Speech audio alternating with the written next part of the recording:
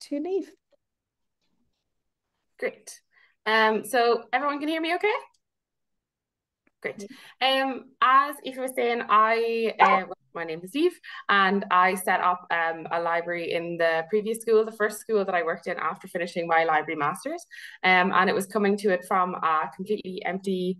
There was nothing there, no shelves, like empty room, and then set up that library. And then also it was a unique experience because it was a library in international school that had a primary school and a secondary school. So I had to think about what to do to cater for the needs of both primary kids and in secondary kids, which doesn't happen a lot in schools in Ireland. So I'm hoping that means I will be able to give a helpful talk for teachers in both primary and secondary, if there are teachers in both primary and secondary in the call. And also, if I'm talking too fast, because I tend to do that, just send a message in the chat. Once I get started, I might just go off. So we'll get started on managing a school library. And as I said, I'm kind of coming at this from the idea that you're starting it from scratch or like completely revamping a school library. But if you think this is kind of off topic and you have specific questions about other things, then yeah, just send them into the chat. What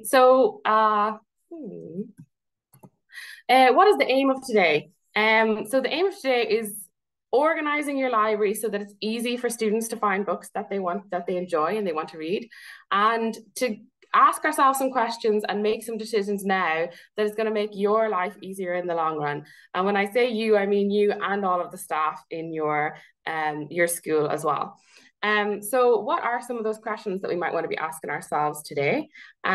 One question is going to be about library space that we have, and about what kind of, like, do you have a room dedicated to it, or is it in the library that's not a room solely for a library?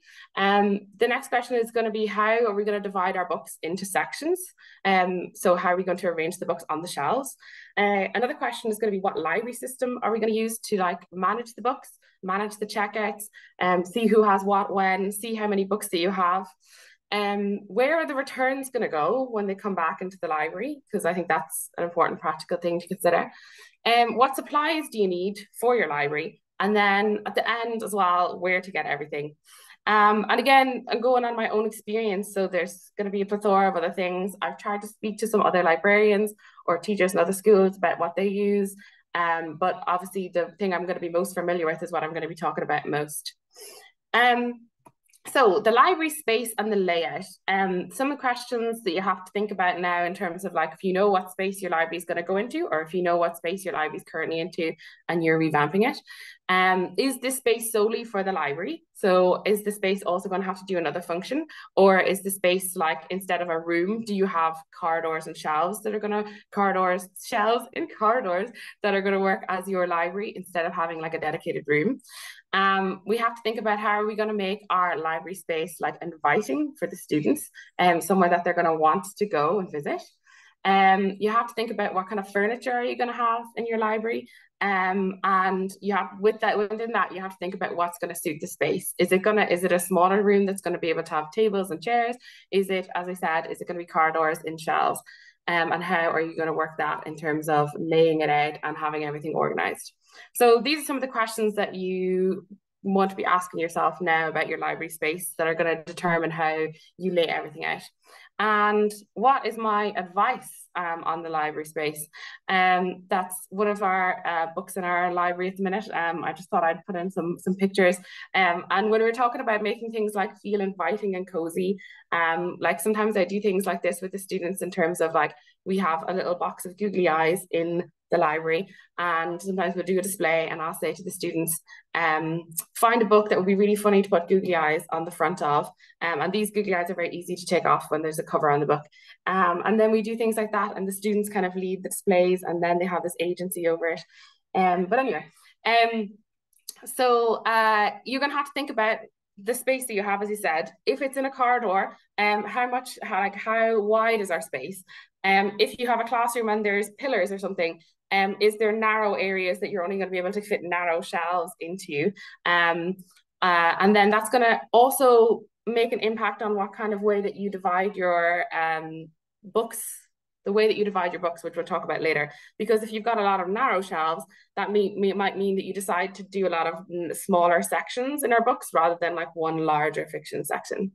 And I recommend, if possible, and it depends on your budget totally, but having your furniture be on wheels, like bookshelves on wheels, or having like tables and chairs and things like that are wheels, or benches if you have them, because we all know that like in schools rooms have like often multiple functions, and if you have your bookshelves on wheels, if you have bookshelves that sit in the middle of the room and they're on wheels that you can wheel them out of the way if you need to use the library for an event, that can make things so much more easy, and you make your library space so much more flexible, or the space you're using as a library if you don't have a dedicated room that's solely for the library.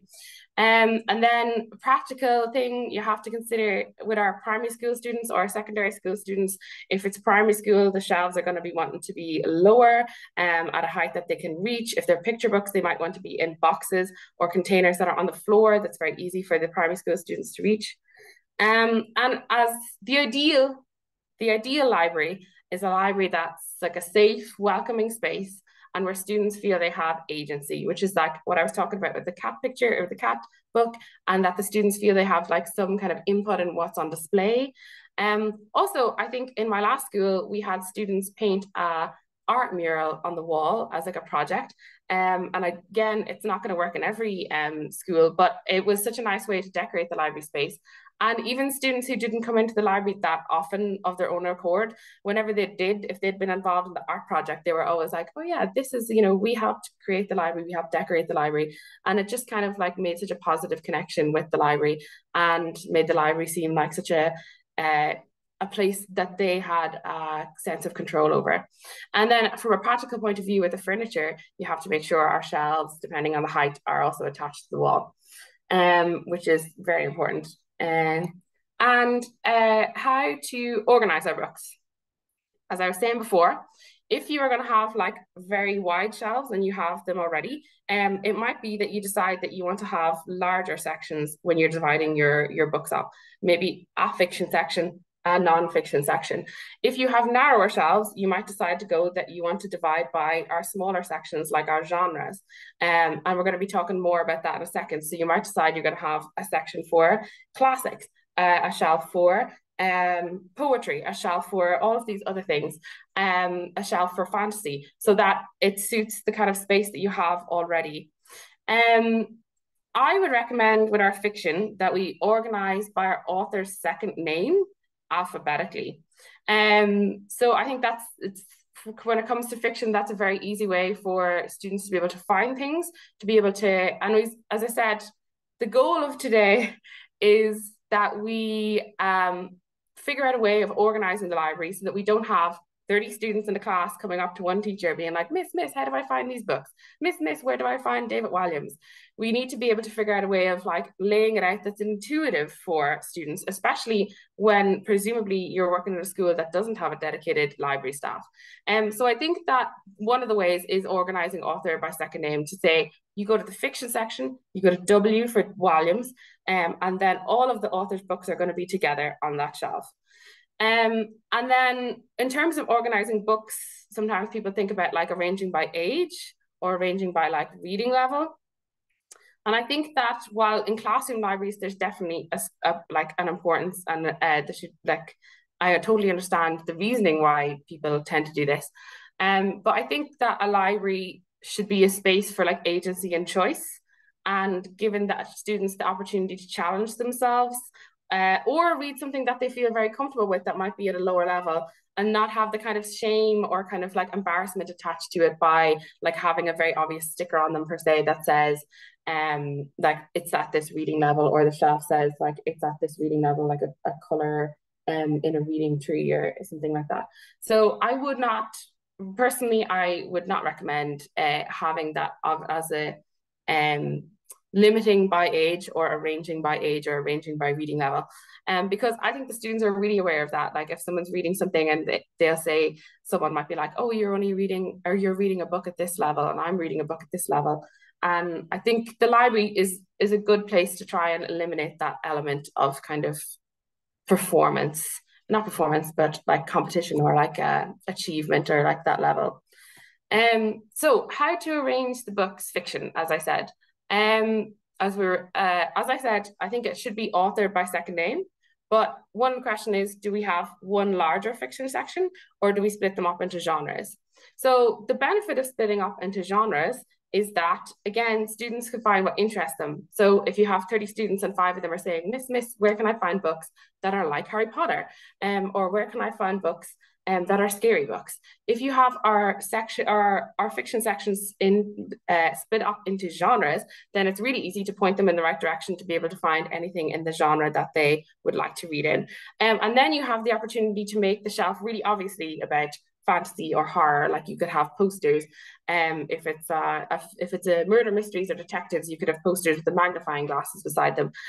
So you have the opportunity when things are arranged by genres to make it really obvious where the books are that are in the genre that most interests the students. If you decide to go for a larger fiction section, I would recommend that you make the genres very apparent on it, so that if you're saying to us, again, if a student says, Miss, where are all the murder mysteries? That you can say, well, you look at the fiction section and you'll see the little magnifying glass is on the sticker on the side. So you can see, I have shown one of the stickers that we have in my current library, and the EN at the top is to show that it's in English, because we have books in different languages. Then the little alien is to show that it's a sci-fi book. And then underneath is the first 4 letters of the author's last name for Powell. And so that shows us where it sits on the shelf. And then the student can see at the side when they're looking through, they can go down as far as the P's and find this book if they're looking for it. One of the advantages of organizing in a larger fiction section rather than by genre will be that authors will be included all together, even if they write across different genres. So for example, some books by a certain author might be considered fantasy, whereas the other ones might be considered comedy, other ones might be considered murder mysteries. So if someone really likes an author, then all of the books will be together if you just arrange in a larger fiction section. And also another one is that you are encouraging students to not limit themselves to one genre, but also to try many different genres. If it's all in one larger fiction section and they're looking through, then they're more likely to be exposed to different genres if we organize in a larger fiction section rather than narrowing down by genres. So at the minute in my school, I have things set out in genres. So in our fiction section, we have a general fiction, we have general fiction shelves, which I kind of say to students are things about like family, friends, school, those kind of like life stories. Then we have our adventure section, which would have some of our dystopian books and some books like about like spy thrillers and things like that, or like spy adventures. Then we have fantasy and sci-fi together. Then we have a comedy section, a historical fiction section, a suspense section, which is like some murder mysteries and also some horror. And then we have a graphic novels and comics section. And this is like a really big one that students ask for all the time. Where are the graphic novels? Where are the comic books? So it's nice to have them in a dedicated space so that you can just send students to that if that's the format that they really love reading in or that they're really comfortable reading in. And then we have a romance section in our school library, but currently I'm only working in a secondary library and that might not apply to a primary library, so I've put it in a separate section. And then in our non-fiction sections, these are some of the sections that I've had in primary school before and some of the sections that we have now in a secondary school. So books about space, which is always something like I organize this kind of by the topics that I get asked about most from the students. So like for younger students was often asked about space, was often asked about like things like weather. And so I put that in our world. Famous people where we put all biographies or autobiographies, a section about other cultures and religions, but like travel books and other books about other countries, a hobbies book, a hobby section, a geography section, and a history section. So these are some of the ways that I have split books into smaller sections within the fiction. So the fiction list is the one on the left, and then the right is the way I've organized some of my non-fiction books before. So then on the shelf, how do we actually organize the non-fiction books? And again, you've got 2 kind of options. You've got the Dewey Decimal System, And the Dewey Decimal System, so the Dewey Decimal System, you see the numbers on the side of our books. And I have in the background, in the picture that you can see, the books all have the stickers on the side that show you which number it is in the Dewey Decimal System. And those numbers all mean something. So for example, the 800s are literature. And so the 8 at the front would be like to show that it's a book for a book about literature, or like a literature novel. And then the second number would be related to something more specific. Say for example, like a country or a time period, or like culture that it's from, or the style of novel that it is. And then it gets more and more specific by each number, so that when you arrange the books on the shelf in numerical order, all of the books that are about the same thing should be together. So the books about like a Irish literature book should be together, Irish literature books from the same time period should be together on the shelf. So that's the advantage of the Dewey Decimal System, is that when you look on the shelf, you're going to find everything about a topic beside each other. The advantage of instead arranging by genre and then arranging alphabetically by author surname is that it's less work. You don't have to get figure out the Dewey Decimal System number for all of the books that you use. And then it's just a bit more flexible of a system as well. And you can, as I said, arrange the topics by things that you feel like students are going to ask for most often. Like you could have a sports section if you're going to get some nonfiction books about sports. So those are the two options. And I have done in my last school Dewey Decimal, and then in my current school I've moved more to having things in sections and arranging by author's second name. So for facilitating curiosity and browsing, this is something particularly to do with picture books and storing of picture books, is to make sure that you're like, again, this is for like geared towards primary, is to make sure that they are facing forward to the students. So I've put a picture of some of the boxes, or even like plastic boxes that you can get that you can arrange on the shelves in some way. I think it's much easier for students to flick through them kind of like it's a box of records, rather than if they're on the shelf on their sides. And it's much less visually engaging for students of that age, where the cover is so important as well. And in like secondary and across all, but outside of the picture books, if you're going to keep the students engaged with the library space, it's good to have like display shelves, and then to have those like frequently updated with like a theme. And I think it's a really good idea to get student helpers involved in this as well, because like if you have students that might be really interested in being involved in the library, you could have a little library assistance team. And you could choose, as we said, there's loads of like themes every month. So nonfiction November is one that's going on in a lot of school libraries at the minute. And then they would put out like nonfiction books and put them up for display.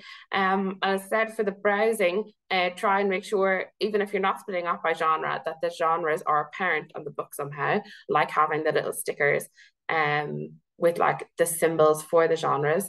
Because that is a big thing. Like we all kind of pick a genre that we're very interested in, or genres, and students tend to like ask for like they won't necessarily ask for a title, but they will come up and they'll say, I want to read a murder mystery novel. And if they're able to look at the shelves and all the murder mysteries have a little magnifying glass, as I said, then that's going to help them be able to browse by themselves, be more independent when searching for books. And then if you're thinking about splitting into sections, split into sections that you know are going to attract your kids. So like in my primary school library in the last school, there was so much interest in Minecraft that I had like a tiny Minecraft section of books. So like I arranged that section so that when people were asking for Minecraft books, I could just be like, that's the section, they're all there. So that can also help students become more independent and be more interested in like browsing if they know that where all of the different sections that would interest them are. So we're talking about a library management system. So the one that I'm most familiar with is COA, and it's a great system. It is open source, as in it's free to use, but unless you're very, very good at tech and IT related things, you're probably going to need someone to pay to get it set up for you. And then you'll still need, and also maybe to train you into being able to upkeep it. So while theoretically it's free, unless you have somebody on the school team who is very, very good at IT related things, it is probably going to end up being a cost for you, at least at the start, to get it set up. Some people I know from different schools use Aladdin, which can be an add-on to the school management system that some schools have. And then the advantage of that would be that in terms of like checkouts and things like that, you would be really easily able to import student like names into the library system in terms of like checking out people getting books checked out to students. Some people have also mentioned to me when I've been asking Database, which is another library management system in Ireland. And then if you have a very small library, there's a Tiny Cat, and the pricing from that starts at $3 a month for volunteer libraries, which is considered a library with no full-time librarian. And so that would be a very cheap option. And it's also very simple to use. Like I made an account and did a trial and figured out in like 15 minutes. And then I found another one that is free for up to 2,000 books called Libreka. I never actually said this aloud. But that's another like free option if your school needs to be able to like have like a completely free option that's like easy to use. So those are some of the library management the systems that people are using in Ireland at the minute. So the ideal, what a library system should do, what it needs to be able to do, it should be able to import book records in. So that means that there should be a function to catalog a book, which you should be able to type in the ISBN. And so on the back of a book, I wish I had a book, I should have thought to have a book with me. On the back of a book, it has where the barcode is scanned, there's the ISBN. It usually always starts with 978 for a book. And there should be a place on a library management system where you type in ISBN and it automatically understands what book it is, and it's able to say, oh, that's Harry Potter and the Philosopher's Stone, and imports the records, and then your library system knows that you have a copy of Harry Potter and the Philosopher's Stone. It should be able to keep track of individual items. So if you have 5 Harry Potter and the Philosopher's Stone, it should have a way of numbering so that it knows like who has 1, 2, 3, 4, and 5. Which is the third point. Every item needs to have a specific barcode scanner. So if you are printing out barcodes to put on your library books, they all need to have like an individual number. So it could, rather than like Harry Potter and Philosopher's Stone having one number, it needs to be like individual for each exact item. So the title is Harry Potter and the Philosopher's Stone, but the item would be, if you have 3, then item number 1 or item number 2 or item number 3. It needs to be able to import student records. So it needs to be able to input, because you don't want to type in every single person's name. And it needs to be able to check books in and out to students, obviously.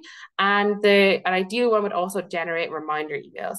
So I know Koha does all of those things. And I was saying with Aladdin that like you would be able to import student records over from the school management system already. So that's another pro of another system. Another question we were talking about was library returns. So I think it's important to figure out, I guess, space or a place in the library where all the returns go, because otherwise students or people might volunteers helping in the library, if you have parents or teachers who help in the library, might put books back on the shelves without fully checking them back in to say that the student has brought them back. And then you're seeing on the computer system that you have books checked out to students that are actually in the library, and it gets very complicated sometimes, and then you have to go through like all of the books that you think you have checked out and check if they're actually in the library. So I think having like a trolley, if you have it, or a box dedicated to returns, that the students know the expectation is not to take anything out of that because it hasn't been checked back in. And yeah, I think that's going to help with the logistics of managing who has what, where, and when. So we had a trolley like the one I have in the picture here in my school, and we even had like, because it was primary school as well, we had named it and put a name on it and everything. And it was Charlie, and everyone knew not to take books off Charlie because they hadn't been checked back in again yet. So recommended purchases in terms of supplies. You're probably gonna want to get bookends. So like to put at the end of your shelves to make sure that the books stay upright, because It's obviously very messy otherwise, but also if books keep falling over, then they'll are automatically going to fall off the shelf, and then that's going to make more of a mess and possibly damage your books. You're going to need to get some sticker labels. And you could get all sorts of different sticker labels to try and help organize your books. In my picture here, some student volunteers helped me sticker these books, and they haven't done a very good job lining the stickers up. But I have stickers on the side to tell which number in the book series the book is, because that's also a question I get an awful lot. Is this book number 3? Is this book number 4? And if it's like very obviously visible on the side of it, it's going to help students a lot. Some books already have that on the side, like they already have numbers, but if it doesn't, it can help a lot to have number labels for the series. And then you're going to need to get the alphabet labels for the author's second name. If you don't make a personal sticker like the one I have, like we print those out ourselves with the one that had the genre sticker and then the 4 letters, then you can just get alphabet ones and have like all of the H's on all the authors that second name begin with H, and then at least the students are going to the right section for the right author second name. And then color labels. So if instead you decide not to go for like a picture of something to show the genre, you might get a color label to show all of the blue books with blue stickers on them are fantasy books, or all of the books with red stickers on them are murder mysteries. So that might be another way that you show people where the genres are, so that they have a visual cue. I'm looking at the shelves, oh, red sticker, that's a murder mystery, and that's what I want. What else you might need to buy? You probably will want to cover the books so that the books will last longer. And then you have 2 options that I use regularly. The rolls of covering, and I'm sure many people have covered books in their lives and know how awkward it can be. So the rolls are much cheaper, but they can be like harder to use. And this would be another time when I would say if there are responsible students that you could trust to help, or if there are like parent volunteers that would be willing to do some of the covering as well. And then you also have these sheets of book covering. So these sheets are almost like they are like a book cover in themselves. They open up and you peel one of the sides off so that it's sticky, and then you put the book down on that, and then you just fold the other side on and peel off that other side. I don't know if I'm explaining this very well, but it is much easier than using a roll. It is, and you can buy them in like the sizes so that they are roughly the same size as a standard novel, and then you might just need to trim a little bit around the side. And they're actually like a much stronger material. They're like hard plastic on the bits that are on the front cover and the back cover, and then the side is the only bit that's the soft plastic, so it can bend over the spine. So it's a really strong material and really durable. And Elam is one of the suppliers in Ireland that you can get the boxes of 100 of those from. But overall, it is more expensive than using a roll to cover our books. And then a good idea as well for, I should have said this earlier, but I think I'm going to be sending on this PowerPoint as well to anybody who's here, as well as it being recorded. So if anyone, hopefully we won't like all the names for everything is it here.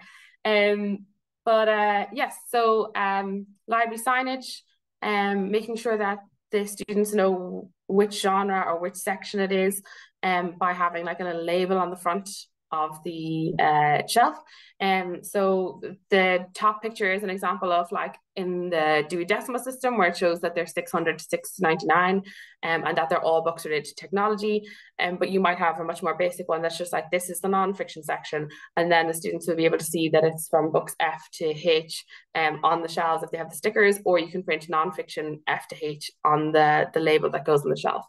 And one of the suppliers for library signage is Gresswell, although they are UK based, so with Brexit as well, that can be a bit more awkward to buy the library signage from. And also a place for like posters for library areas, and also for like genre posters that show that you could be putting up on our different genre shelves is Twinkle, which has loads of library related posters and signage. Library furniture. So Gresswell also, and they do Demco library furniture, which is really great quality, but unfortunately is expensive. So I know not every school will be able to afford that. In my current school, we actually have IKEA shelves, and we that's what we use. So they're quite tall, and again, they needed to be like firmly attached to the walls. But that's another one. And then I was looking up Irish alternatives because I know Gresswell is UK based, and then there's all the stuff with customs and charges, and so I found one that's ease.ie.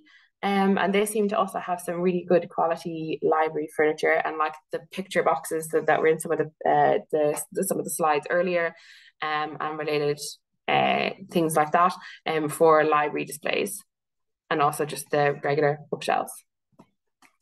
Where to get books. In my last school as well, I often got from, we nearly exclusively got from International Education Supplies, and they have a warehouse in Leixlip. And the two great things that they do is that you can pay a little extra per book, and you can get all the books covered for you. They have like a giant covering machine, and they do it's really good quality covering. So that could be one thing that your school decides to do, to minimize the kind of extra work for teachers or people who are volunteering in the library. And if you do decide to go do decimal processing, you can also pay a little bit extra per book, and they will print off the stickers and put them on the side for you before you cover them. So the stickers to put them on the shelf is already there. So that would eliminate some of the issues in terms of finding the Dewey Decimal numbers if you're arranging by Dewey Decimal. And to recap, kind of the whole, everything I've been saying, the kind of steps if you're starting off a brand new library, you have to consider the library space and the library furniture, what's going to suit your space, and you have to make those decisions, and then they might also affect how you organize the books. You have to decide on what genres and what sections you're going to have in your library, and then you have to assign our books into the different genres and the different sections. We have to label our books. So you could label with having the genre stickers, like I said, or how they would be organized, either the Dewey Decimal numbers or the author's second name. You could also label them, as I said, the numbers in the series. And I was talking before about like having books like not leveling them by reading level, but of course there's sometimes that like those books have things inappropriate for younger readers that might be appropriate for older readers. So it might be another case that you decide you're going to put certain stickers on to show that they're only fifth and sixth year is they're able to check out this book or something like that. And that's also another thing that like the students can then intuitively, like instead of students always coming up to ask if they could check these books out, to be like, if it has a red sticker on it, you can't until it's fifth year. So that's another way of kind of making it more like helping students independently browse. And then we have to catalog our books into our library system. We have to cover our books to make sure that they like last longer. And that's again something maybe student helpers or parent helpers. And then after we've done that is when we physically put our books on the shelves in the sections. And then about like managing the library as well, you have to think about that the students have to be taught how to behave in the library. And some of these things most of these points are kind of to do with primary school students in particular, but also in secondary schools. Someone will need to explain to them about like how things are set or organized on the shelf. You will need to explain to them that they don't put books back on the shelf with the pages facing out and the spine in the wall. You will have to like just kind of set the expectations for the library. In primary school, what I used to do is I used to have the lollipop sticks that the students decorated themselves. And then when they had taken a book off the shelf, they put their lollipop stick there until they decided whether or not they wanted to take it out. And then once they decided, I don't want that book anymore, they knew exactly where to put it back because it had the lollipop stick with their name on it. So that can prevent some of because the shelves will get mixed up all the time, especially in primary, and it will need to be rearranged, reorganized. So I found that was some way of like helping students remember and be responsible for like where to put the books back. And then when it was primary kids that would visit the library in my last school, and they had dedicated library classes, the routine was they came in, they put the books in the return area, and they all knew that it was on Charlie the Trolley. And then we'd sit in a circle and we'd talk. We'd either have a story time or recommending books, and then they'd have their independent browsing time. So oh yeah, sorry. I see that next is chat with questions, and I'm going to check the chat in a second to see if there's any. But if I could take a moment to advocate, this is More Than a Room for Reading is one of the studies that the JCSP library project did about like the effect that having a library and a dedicated librarian can have on students, and it was like a really interesting and positive findings, obviously. And in here telling you guys about how to manage a library, because unfortunately schools on Ireland don't tend to have librarians, and it's a shame, because I think they bring a lot of value to a school, and also because teachers have so many things to do already, that adding on like managing a library into that job is a lot. So there's times when the JCSP project and other school related library groups call on the government for budget, in terms of budget, to be requesting that more librarians be put in place in schools.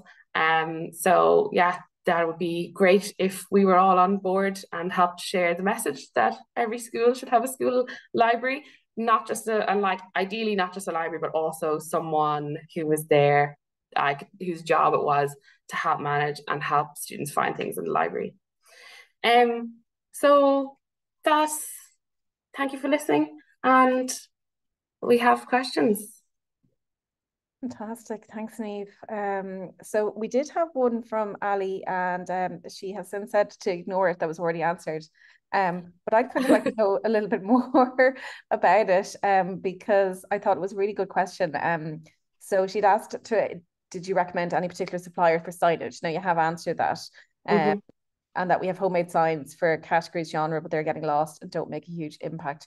Would you recommend that the best thing to do in terms of highlighting titles would be in that section that you already talked about, where you have a kind of a special section and you can always put bigger signage there, and then on the shelves keep it to smaller signage? Yeah, I think that would be one way. And I know, I definitely understand what you mean sometimes, and also sometimes students are just so oblivious to signage, you can try and make it as big as possible. But yeah, I think I would try near every shelf, and if there's space on the wall between the shelves, or like at the side of the shelves, like where the end of the bay of shelves, I don't know what, what it kind of like the wooden part of the shelves, to have like A4 size posters at every shelf level to show like this is the shelf that's fantasy, this is the shelf that's romance, or if it's just a larger fiction section, to say like fiction A to D, fiction H to J or whatever. And then on the shelf itself, keep it like quite simple if you can, just say the genre or the like it's fiction, and yeah, if the letters are there, or just fantasy. And then on the A4 size, the A4 picture, be able to like have some like visual cues for our fantasy, like a dragon or magic or a wizard's hat or something like that. Lovely. Thanks, Niamh. Some really good practical advice the whole way through there, which I really, really enjoyed. Thank you so much. Has anybody else got any more questions? Yeah, sorry, I'd just like to ask quickly. So I think my school is getting a grant. I want to say it's either, I think the number is 2,000 books. Maybe it's just €2,000. I don't know. It's a grant anyway. We won't look at it in the mouth. So what would be the best library management system there? In that case, should I go for Tiny Cat, or should I look for something? Because it will be growing it over the next couple of years.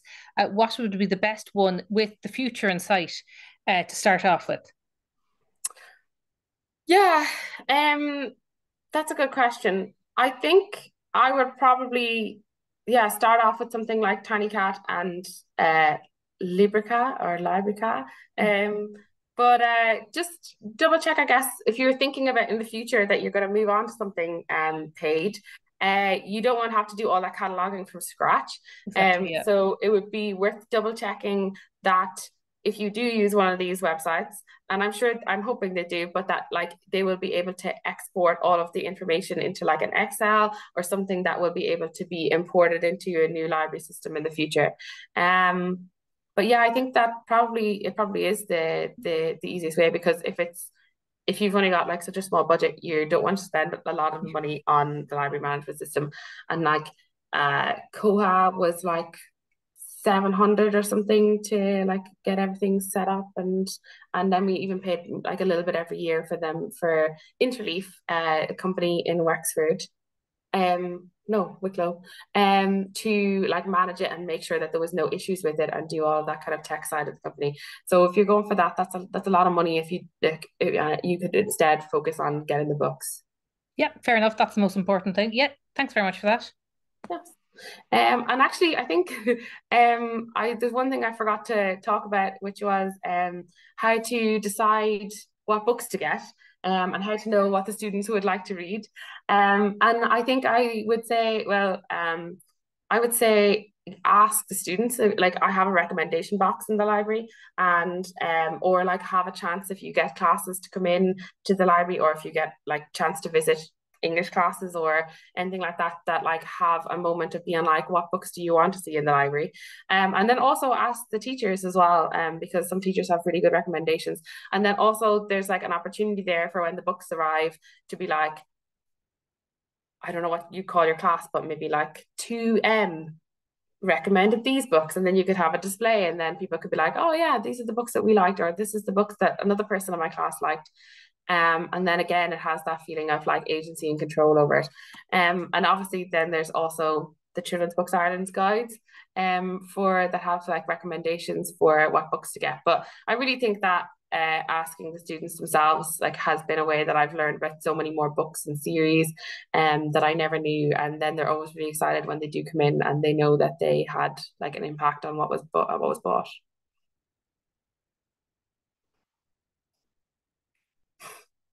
If any teachers or anybody on this call wants some more reading guides as well, just give us a shout. So Ruth or myself, and we will get them over to you, because sometimes it can be handy to have a handful of them to pass out to the kids and let them choose themselves.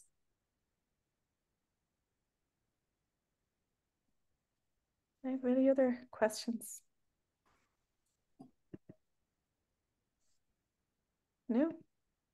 Looks like you covered everything, Niamh. Thank you so much. I hope so. But if anyone does have any other questions and gets in touch, I can add anything more onto the slideshow and then send it on. Thanks a million, guys, for joining us tonight. Really appreciate it. And thank you so much, Niamh. Yeah, thank you. Thank you for coming, guys. I hope it's helpful. Thanks, everyone.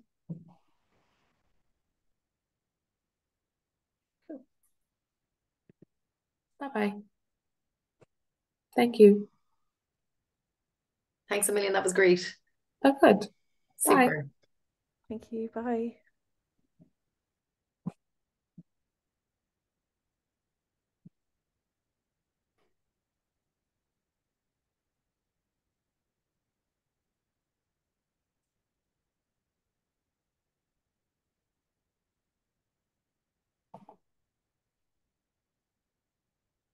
Okay.